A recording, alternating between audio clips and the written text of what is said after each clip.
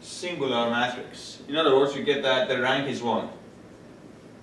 So cool, because how many IM values or how many singular values can I have here? 2, because it's 2 by 2, and one of them is already 0. Why? Because the rank is 1. So it means that the other, I should have one non-zero singular value, so the other one will be 0. So sigma 2 is 0. So in order to find sigma 1, what I have to do, I have to find only the IM value that I have, and I square root it. How we calculate the IM value, we will talk about it in maybe 2 chapters later. But assume that we have calculated the IM values. You might remember it from undergraduate, how we can calculate it. And then if we calculate it, we will get that the IM value, we have 2, and they are 1 and 5, which means that my sigma 1 is root of 5, my sigma 2 is 0.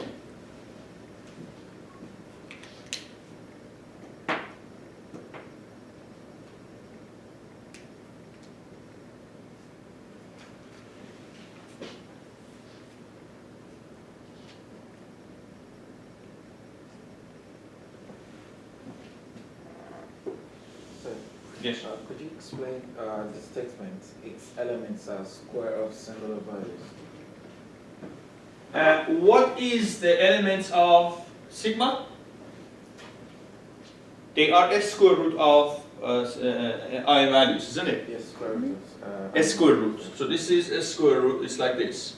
S square root of lambda 1, lambda 2, 0, 0, s square root of lambda 1.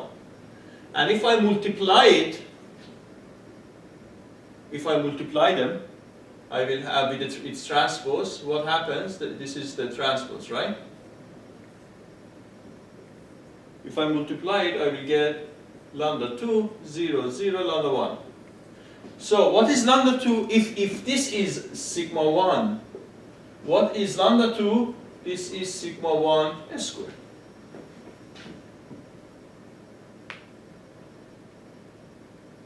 This is actually why when I do this, I calculate the lambdas and I s square root them in order to get the sigma 1 and sigma 2.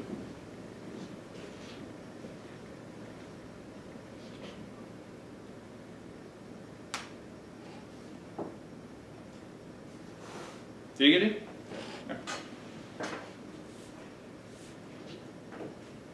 Let me finish the example, then I give you time to write it, okay?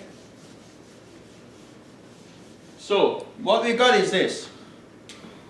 A is 1 multiplied by root 5, 0, multiplied by V.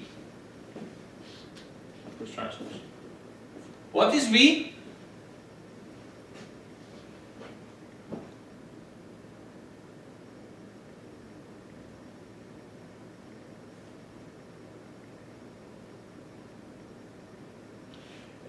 At the beginning of the class, go to the beginning of the class. The sentence, I wrote a sentence in here, and I wrote 2 words in red. Can you read that one for me? I vectors of A transpose A are the V's, which means that when we are for each IM value, we can assign these IM vectors. So if we calculate the IM vectors, I will get this. 1 over root 5, 2 over root 5, minus 2 over root 5, and 1 over root 5. Again, in 2 chapters when we are talking about how calculating IM values, we will see how we can calculate IM vectors. At the moment, as imagine that we are using EIG command in MATLAB, and it gives us the IM value and IM vectors. So it means that I can write my A actually as 1. Root 5, 0, 2 over root 5, minus 2 over root 5, and 1 over root 5. Transpose. So, what is the formula for A plus? It's V sigma transpose U transpose, right? Yeah.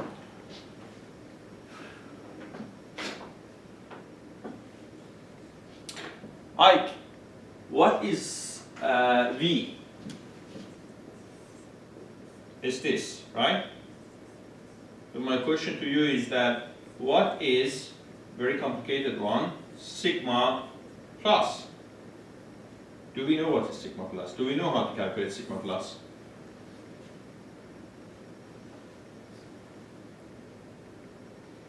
One over the This is a vector, right?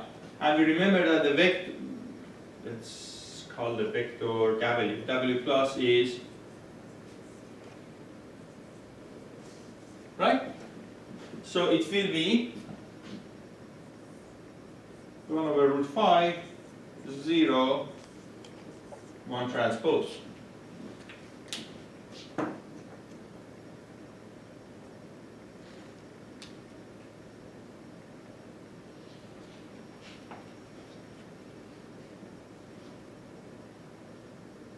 Which, if you multiply and do it, we will get 1 over 5, 1 over 2. But, I mean, not 1 over 2, I mean, vector of 1, 2.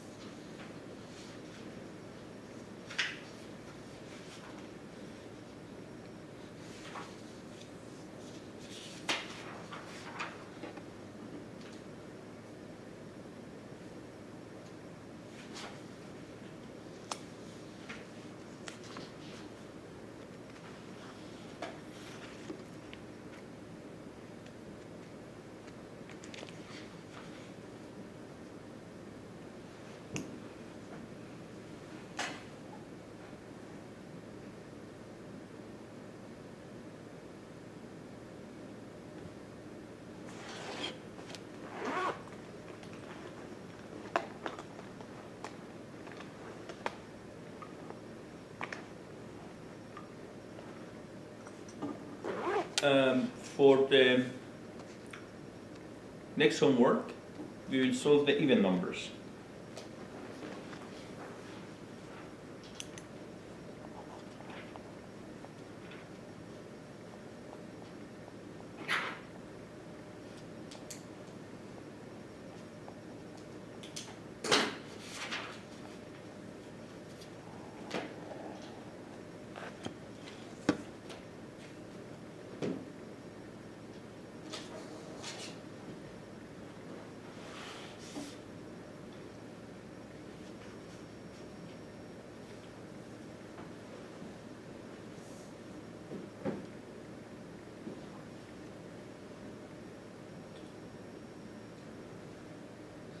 For the purpose of the midterm, we can use markup to find the U, V, and sigma.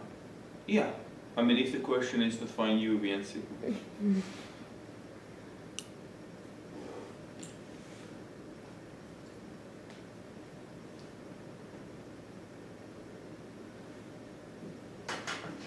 I mean, you may need to actually calculate u, v, and sigma, but the question will not be only calculate u, v, and sigma. It might be you need to comment, or you need to do some properties and so on. Are you done? So I will solve two questions, and then I will let you go. And on Friday we will have only problem solving. I will solve more examples from chapter 1, 2, 3, 4, 5, which are coming into the midterm exam. Chapter 3 seems to be a bit confusing somehow. Sorry? Chapter 3 seems to be... Yeah, I want to solve some example on chapter 3.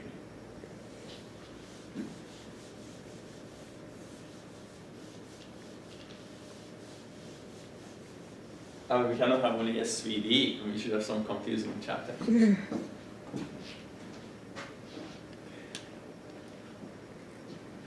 Question 6 of the book was, prove this theorem.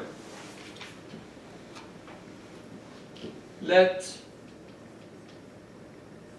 A be R, n goes to R, m.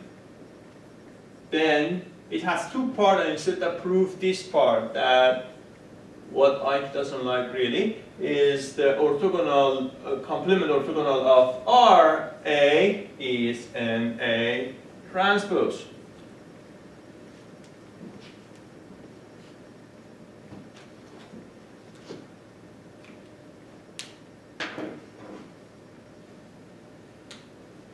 In vector, these are all subspaces, right? In vector spaces, in subspaces, if you want to say that something is equal to another thing, in other words, you want to say vector space A is equal to vector space B, you have to usually do this. You have to say that A is subspace of B, B is subspace of A, then it means A and B are equal to each other. So how we want to prove it? We want to say that RA, or orthogonal complement of RA, is subspace of NA transpose. Then we will prove that NA transpose is a subspace of orthogonal complement of RA. Then we come to this conclusion that A and B are equal to each other. In other words, the orthogonal complement of RA is NA transpose. So how we want to do it is by this.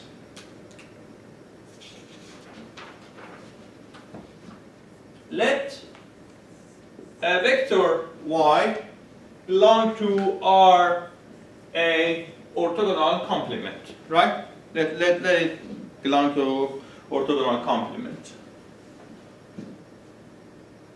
Then y transpose AX is equal to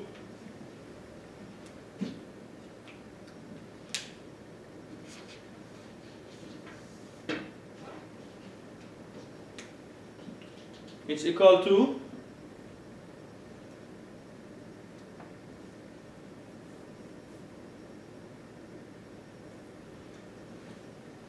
my friends, y belongs to orthogonal complement of RA. Then where does AX belongs to?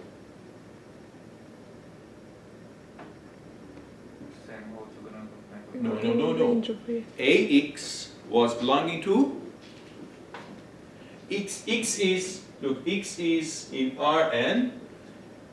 X multiplied by linear transformation that we have goes to Range of A. Ra. Right? It goes to Ra. So it's 0. Now this, exactly, this is 0 because they belong to orthogonal subspaces. Right? So this belongs to Ra, so because y, so this is our assumption, that's y belongs to this, so this multiplication is equal to 0. Now, can I do this? Can I take the transpose of both sides? Yes. Yes.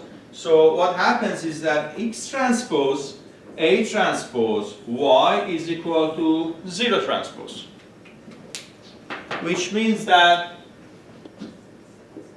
X transpose A transpose Y is equal to 0. Now, look at here. Alpha multiplied by beta is equal to 0. What does it mean? Either alpha or beta or both of them are 0. Did we have any condition for X? No. X is arbitrary. So we cannot say that, oh, X is 0. I mean, X can be 0, but we assume X is not 0 because it's arbitrary. So this gives us this conclusion that A transpose Y is equal to 0. So what does it mean, A transpose Y is equal to 0?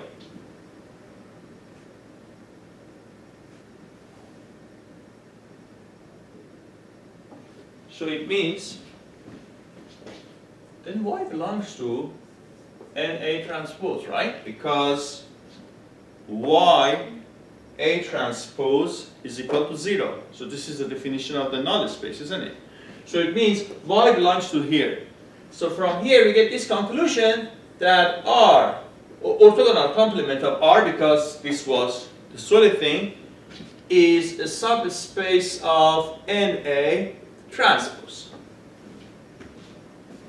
Still we don't have the equality. Here clearly tells us that we are belonging to that. Now what do I have to do? I have to do the second part, right? Which means that I have to say that let Y belong to NA transpose,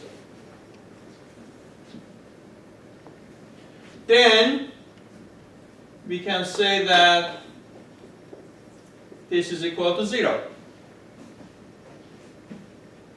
We can say that this is equal to 0. And what is the condition that we have for X? Any arbitrary. So we don't say that X is 0, or we don't have any specific value for that. Here I took the transpose of both sides, right? So I do the same thing. And I get to the conclusion that Y transpose AX is equal to 0. From here, what is my conclusion? This multiplied by this is equal to 0. If one vector multiplied by another vector Hassan is equal to 0, it means these two vectors are orthogonal.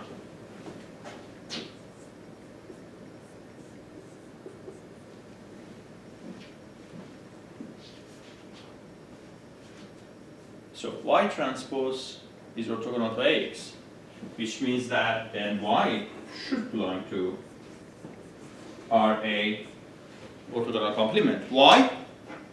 Why do I get to this conclusion?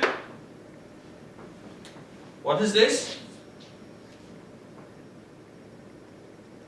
What is AX, Dana? Range of This is RA. So I am orthogonal to RA, so I belong to that, which results into NA transpose is subspace of orthogonal complement of RA. So from 1 and 2, we get to the conclusion that RA orthogonal complement is equal to NA transpose.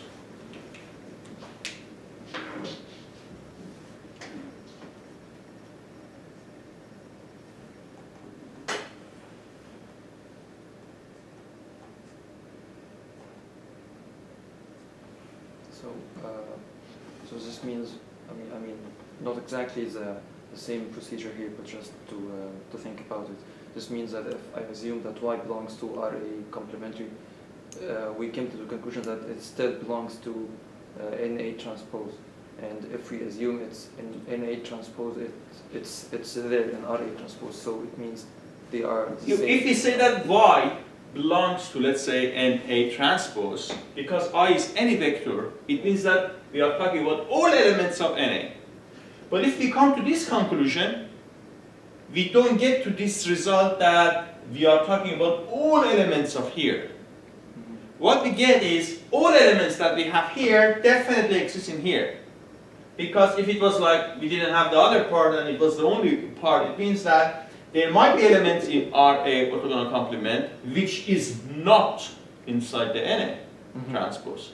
But if we combine two together, this means If you combine two together, then we will come to this theorem.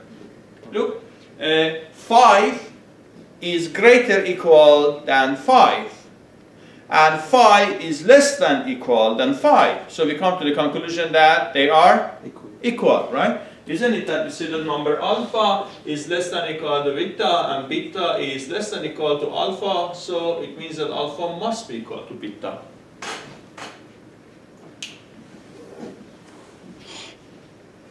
So for subspaces, vector spaces, when you see the equality, keep this one in your mind. This is a very useful thing. You have to use it in order to come to a conclusion.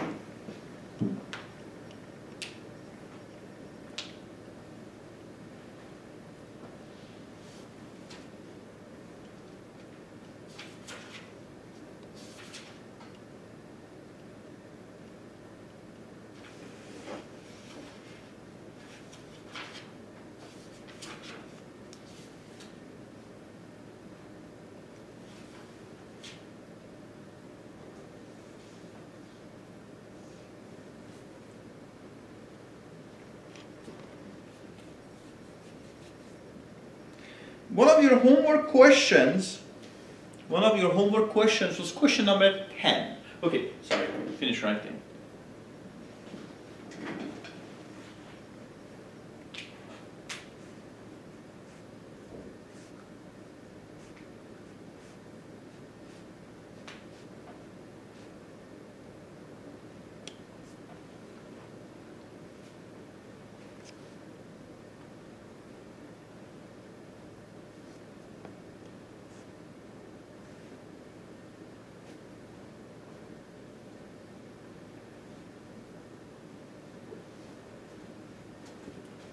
Guys, in the exam, if I ask a question like, let's say this or anything, you can use any theorem from chapter 1 till chapter 5 in order to prove it.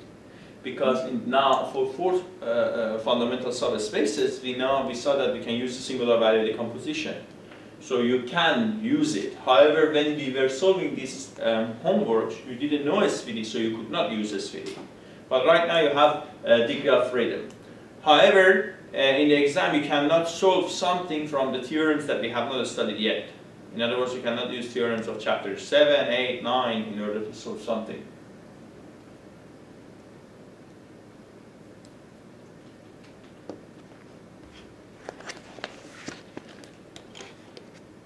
So as you see, you can use MATLAB, no problem.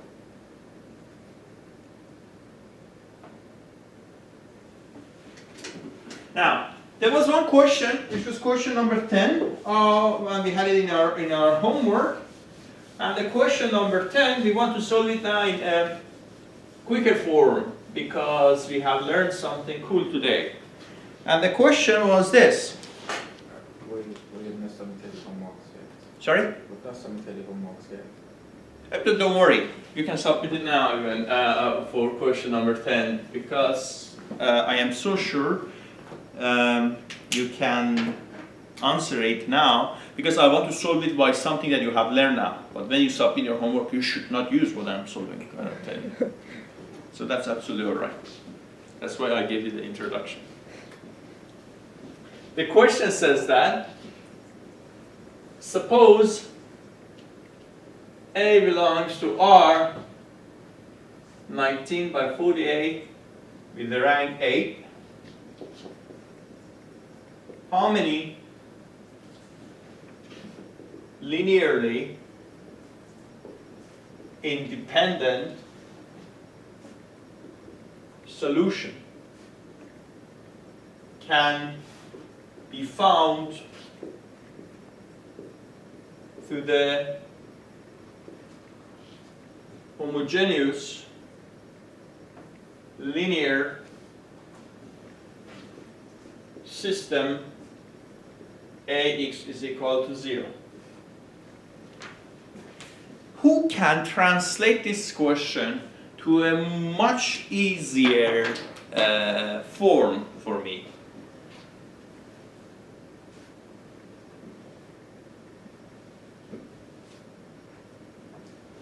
How many linearly independent solution can be found to the homogeneous linear system of AX is equal to 0? Our rank is 8 and our rank... No, I don't want the answer. I want this question to be paraphrased in a very short form.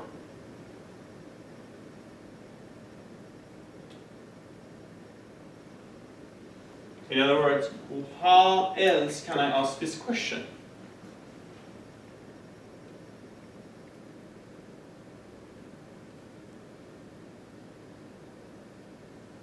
Now, Hassan, AX is equal to 0. It gives us what?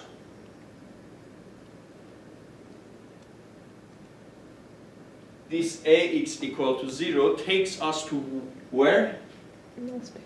To null space. Okay? So we are somehow connected to the null space. How many? What does it mean, how many? You give me a number. 5, 12, 13. How many linearly independent solution we have in here? It means that how many elements do we have in our null space? But there was one word that we were using for number of elements in subspace. We were calling it? Base. What? If we have 5 elements in, let's say, null space, we said that something of null space is 5. What is that?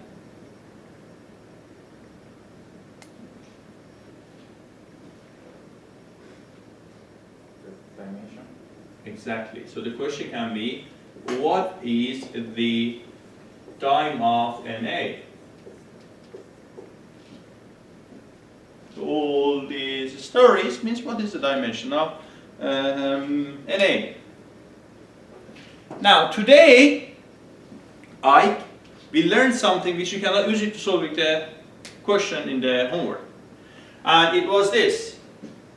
I can write A as U1, U2, well, let's write it like this. U1, UK, where K is the rank. What is the rank here? 8. So U9 till U 48. 19 maybe? Oh. Then we have S0, 0, 0. Then we have V1, V8, V9, V48. Right? Let's see if you saw it, but let's see. Where is null space, Hassan?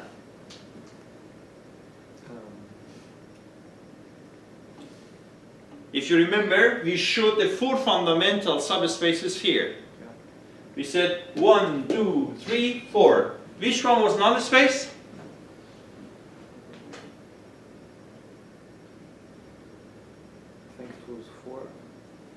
Ike? Cheat again, yeah? Why not? Look at the other people's honesty that they didn't do it. That do you remember?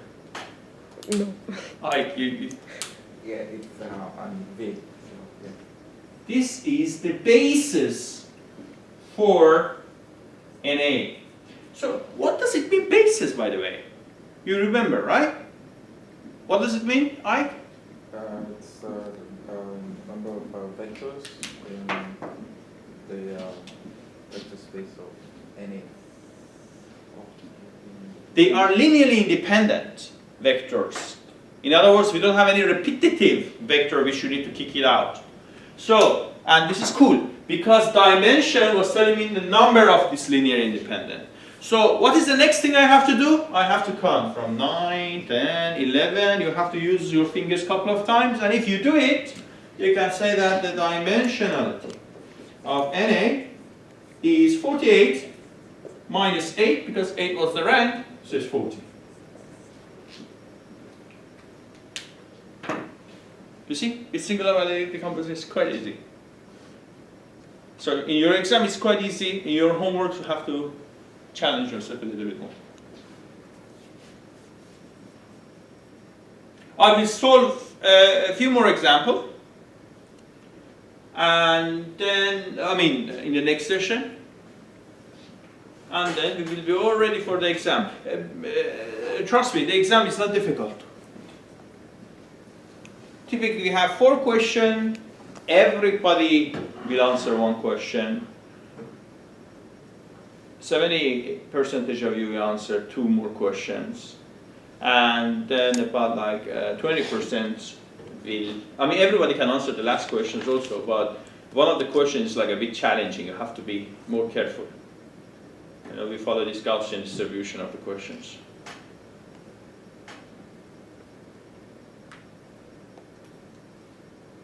So there are 4 questions. There are 4 questions, but maybe each question has different parts. But there are 4 numbered questions. And I am not telling you that like question 4 is difficult or question 1 is difficult and so on. Difficult is not the correct word. One of the questions have tricks which you have to know. Like you have to be able to do this translation. And if you do this translation, we have the solution.